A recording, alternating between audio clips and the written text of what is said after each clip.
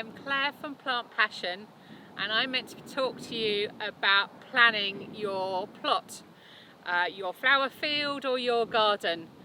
And so I'm going to give you a bit of information how we do it here on our field here in Surrey. We're on the north face of the North Downs, and we have wonderful views out over Surrey and further afield. For us, the planning falls into three main categories. We're looking at our customers, our audience. That's who we've got to plan our plants for. We're looking at our soil and our situation here, because we're on the north face of the Downs and we're on chalk. We've got to bear in mind all the plants that will grow well for us.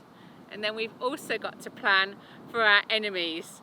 And as you can hear today, we've got plenty of wind in our situation, and we also have lots of wildlife, which is wonderful, but we also have to protect the flowers from them, because we have deers and rabbits and pheasants, as well as the slugs and other pests that you get on plants. So those are three things that we have to take into account when planning.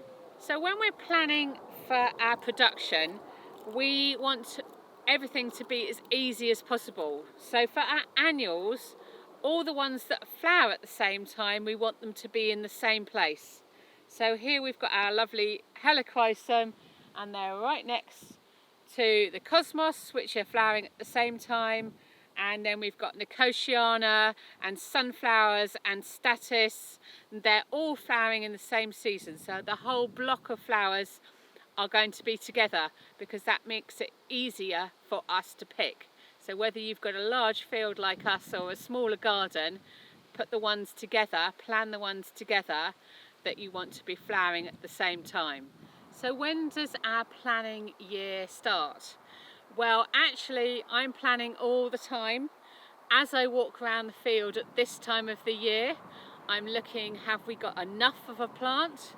Have we got enough flowering? Have we got too much? As you can see, we've got rather a lot of phlox here. It's amazing, but I've picked hundreds of stems and I still haven't sold them all. So maybe we've got too much pink phlox and I need some other colours. Your best tool when you're in the garden or on a field is actually not a piece of paper that's likely to blow away in our wind. Most of us have got one of these now.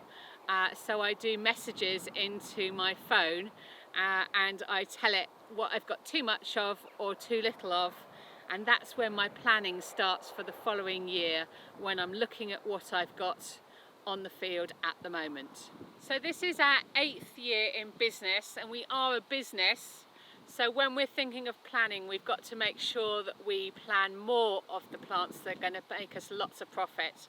And at this time of the year, the dahlias are really important to us. If we think back to those three things that we needed, we have to think about our customer. So because we have customers that are brides, we're going to need the light colours, the whites and the pinks. Because we have local customers who want bouquets, they often like the brighter colours, so we have plenty of those. And we also have florists, and at the moment their key colour is the dark dahlias, so we have those as well. So we have to take into account all of our customers. We have to take into account our conditions here when we plan our dahlias growth, and because we're on chalk soil, they're not going to grow very tall, which for us is brilliant because it means we don't need to stake them. And then we need to take into account our enemies, our pests, and actually we're really lucky. That's why we love dahlias so much, and we can plan for lots of them because they don't have as many pests as a lot of our other crops. So last year my planning told me I didn't have enough pale pink dahlias. It's a popular colour both for my weddings and for my local customers, so I've added more in, and who wouldn't like fantastic locally grown cut flowers? So make sure you get planning on your field.